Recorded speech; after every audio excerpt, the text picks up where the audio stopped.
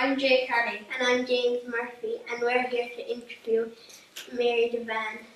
Mary Devane is 96, and we are very happy to be here to talk to her. Did you amuse yourself in a special way at certain times of the year? We did. We went swimming and poking the ball around for a long time, around top of the wall. We liked to do that. Go out to the boys and do a little bit of hurling. Were any special children's games played locally? Well, hurling and football was played a lot. And there was a lot of fishing done around our area at the time. Do you remember any games played around the fire in the evening or other games outdoors? We do remember lots of games around the fire. Cards, playing cards. 45s, I remember the men playing cards. They played for turkeys and played for other things. They'd have card games before the Christmas always. By what name is your home district known as? Tubladora. Part of Tubladora was in the parish of McCarthy, and they swapped that in for part of Lower Ballytasna, went into McCarthy. When my father was looking for the old age pension, I had to go to McCarthy to get the pension. He was baptised in McCarthy. Were there a great number of families in the Townsland when you were young? There were. More than are there now. There were about 22 residents in Tubladora at that time. Not that many there now. What were the most common family names then? I'd say there were two families, the Leahys. There were three. There was one at the cross, a little shop at the cross known as Kitty Lahys. And then there were two families, the Lahys and Leahys, down one at the mill and the other, a great hurling family, down in the Boherlahan, Atlantic Avenue they called it. Do you know how this Townsland got its name? Well, we always heard that St. Bridget was walking through Tubladora and she got very thirsty and she looked for a drink and she stood in a rock and the water came up. It was called the Well of Tears. Were there any old people living near you when you were a child? There were. A very old man, he was Patsy Maher. And there was an old woman. She lived at the cross in Tubladora. She had a shop, Kitty Leahy. And I remember buying twopence worth of sweets there, and you get a bag of them for 2p. Patsy Maher was born in 1849, but before the famine. I remember him well. He went around with his feet, and he had a lame step. Did people emigrate when you were a child? I remember people going to America when I was a young person. I remember Nicholas Maher's two sisters went to America, and they were two nieces there that their parents were gone to America. Haydens, Viney Hayden and Rita Hayden. They were from Tullow somewhere. And I remember them two girls going to America, and the two Nicholas Mahers. They were the first I ever remember going to America. Is your Townsland mentioned in any song or saying? Oh, there is. There was a few songs in the Tubladora Hurlers. Link to Donna Boherlahan, will your name forever be, with McCarthy 2 Mile Boris and with Thomas fair and free, with renowned old Tubladora, write gold with golden pen. You are the pride of Tipperary, gallant Tubladora men. That's wonderful anyway. Were any local fairs held around about? There were fairs in Thomas and Cashel, and there was an old fair the 26th of March, and they called it the Old Fair Day in Cashel. It was one of the best fairs of the year. I remember that well. And I remember getting up and preparing for the fair. The alarm clock would be set at, I'm sure, after 12 o'clock, and the men had begun to bed early, and they'd have the cattle in the yard ready to take off. They'd have to walk to Douglas, one before the cattle and one behind them. No lorries or no anything at that time. And they'd be out in the morning very early.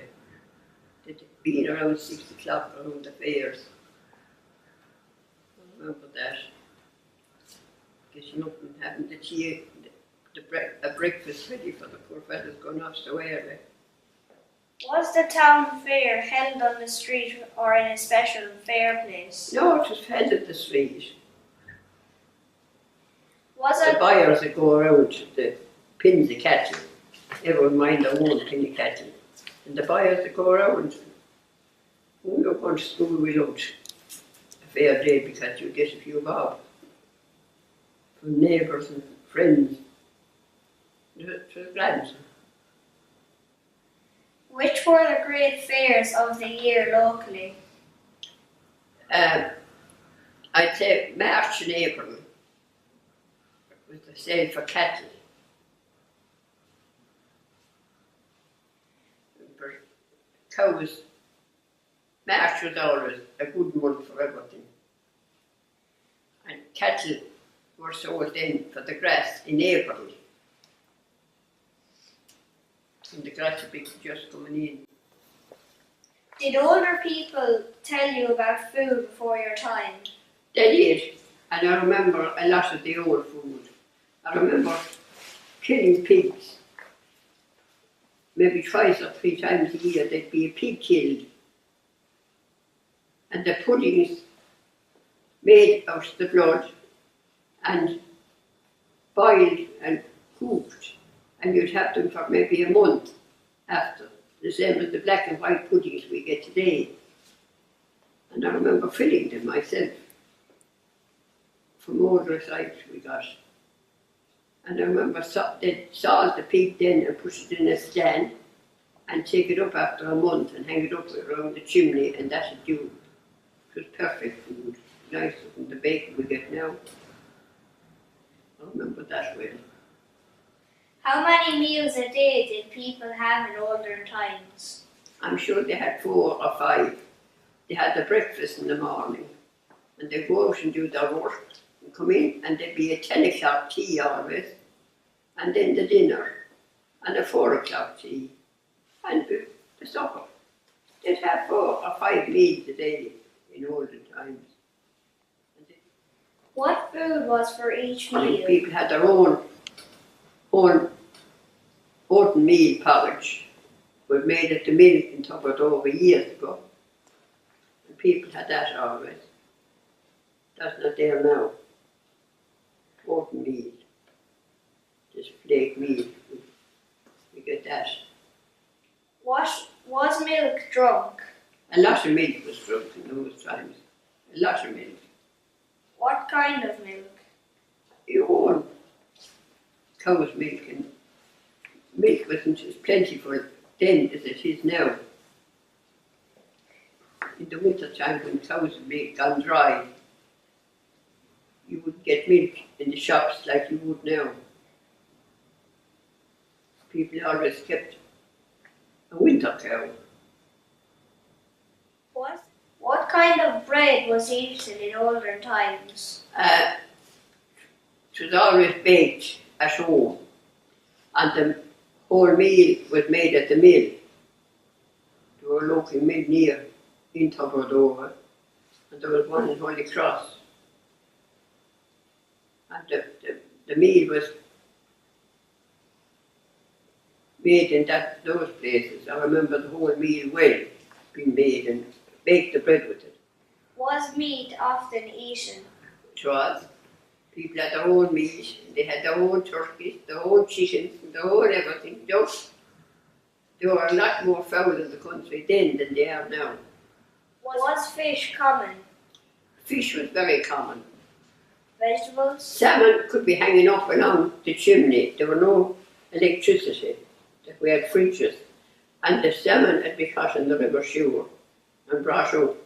and hanging up. You could have two small salmon together, hanging up along smoked salmon in the old chimneys. Did people eat late at night? They'd have a mug of milk or a mug of gruel maybe going to bed.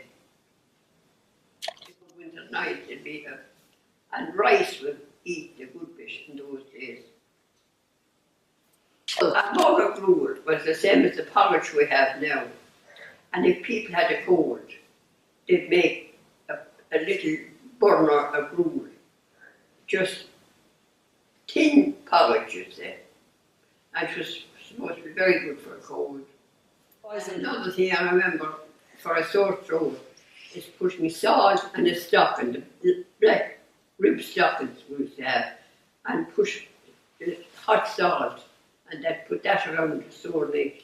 Were certain foods eaten on special occasions? There were lots of special food. And St. Martin's night there was always, and then a bird killed and the blood sprinkled around the doors for St. Martin's Day. I remember that too.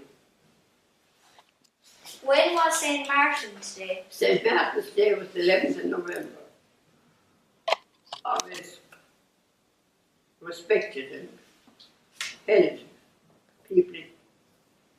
Before, if you killed a chicken or a goose or killed anything, you keep the blood and fry it. It made a lovely little supper dish, the blood. But for St. Martin's Day, the blood was spilled around the doors. Can you remember any old proverbs? Well, I remember that word said several times, the food no money in pairs. The longer you live, the more you hear. Any account of a connection between your local area and any episode of Irish history? Well, there is a story about Jimmy Leahy. His son Sean is living in Boherlahan now, and Seamus is in Clonmel. And their father helped in Croke Park. And he wasn't one of the good hurlers, but he was a great IRA man.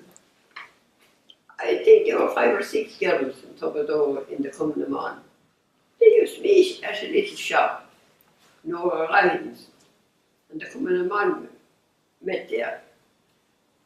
2 Leahy sisters, Ellie Sheehy and then Nellie Maher. She was married to Tracy in Thurles. Who else now? Or they cut them over. Oh, they were Maggie Flanagan. And their brothers hurled with Tubberdoe. They were on the Tubberdoe team that won the 3 All-Irelands in a row. The pioneers were found in 1926. Larry Devane, God be good to him, and Jimmy Hickey started the pioneer movement in Boherlahan in 1926. They had a very big crowd in it that time. You joined when you were 15, because the only day you'd be the house. The Dwyerson was that they were always going the pioneers. We would be little that other thing. We went to Tramore, Liston Garden for a day, and places like that. We travelled a good bit. And the tube buses leave. And tube buses left in 1949. Tube buses left to go to Croke Park for the first centenary. World War II was an awful time. Food was very scarce. You would get enough of bread or enough of butter for your table. It was rationed. You had to have a ration book to get butter and to get everything you wanted. Tea and sugar was very scarce. And there were not planes overhead and flying around. People were kind of afraid. And we had a lot of prayers for peace. And the holy water was shaken around a lot. Oh, there were different times. The only thing is, things were dear. And during the war, cattle prices and everything went up a lot. corn, everything went up because it was scarce. If you could afford to buy a pound of tea, you'd pay a big one price for it. Tea in the black market, and it usedn't be nice at all, what you get in the black market. Not a bit nice to be. But I remember the black market well. Oh, we have great memories of those days. That was started in 1942, and I was there the first night, and I was there the last night. We had the last night in June last year. And I remember one night, we were pushed out of the hall. We hadn't the hall at the time. We were in the school for our meeting, and the boys pushed a poke out into the window. And you know who they were, and I knew who they were. We had good reason to know who the boys were that done it. The hall was started in 1946. There were Bridie Dwyer and myself and Tom Leahy and Tom Welsh went up with brushes and scrubs and cloths to clean the windows. We were cleaning the windows for the first dance. And there are only two of that lot alive today, Tom Welsh and myself. Bridie Dwyer, Peg Dwyer and myself, we cleaned all the windows, put little vases of flowers for the first decoration of the hall. There was the first night to Sunday night, and then the 15th of August there was another dance, and the Sunday night after, just to make up money for the hall. Money was very scarce in those times. What changes in the area over the years have you noticed? Well, the electricity was a great thing to come. That came in 1955. We got the first electricity. 1955. We had TV lamps and candles and oil lamps up to then. And then we got the washer, I'd say in 1974. The washer along the road. And that was a big change as well. But the electricity was a gift. You could have your fridge and you could have the electric light and have the radio and you could have everything. People had a radio before with a battery. So there are lots of changes. There are lots of changes. In everything there's changes. Going to Mass even is a change now. There are not as many going to Mass as used. The chapel would be packed out and we'd have a mission, a fortnight's mission every year. We used to know the mission, get out to the mission, walk home the road, captain and folding. The Biancany Chapel was very different. That was different. And there used to be Mass in the Biancany Chapel years ago. Mass in the Biancany Chapel on a Saturday morning. But then the priest wouldn't be opened and the air would be so good there, and some of the priests were getting sick on a Saturday, and they set it inside in the big chapel. But when I was a very young person, I remember going to Mass on a Saturday morning in the Anthony Chapel with my mother. And there was a big high wall and loads of trees. And there was a gallery overhead. Thank you for letting us interview you. No, I'm glad to be able to talk to you. You're two nice boys. Thank you. And you were Charlie. Yeah.